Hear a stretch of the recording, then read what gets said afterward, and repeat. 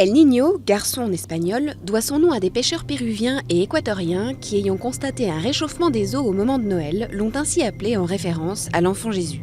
Ce phénomène cyclique s'illustre par le déplacement d'ouest en est d'une énorme masse d'eau chaude dans le Pacifique. Ce réchauffement des eaux génère une évaporation anormale qui à son tour modifie le régime des vents, transformant le cycle des échanges de chaleur et d'humidité entre l'océan et l'atmosphère.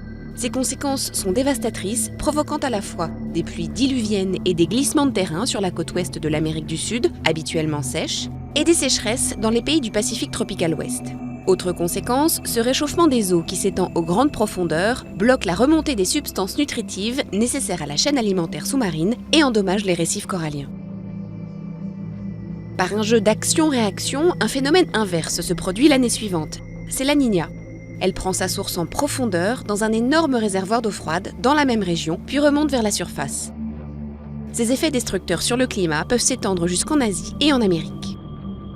El Niño revient généralement tous les 3 à 7 ans, mais il est de plus en plus violent et sa fréquence s'est accélérée à la fin du XXe siècle. Toutefois, selon les spécialistes, sa cause n'est pas identifiée et il est impossible de dire si c'est le réchauffement de la planète qui multiplie et aggrave les épisodes El Niño. Prédire son apparition est délicat, mais il peut néanmoins être débusqué quelques mois à l'avance.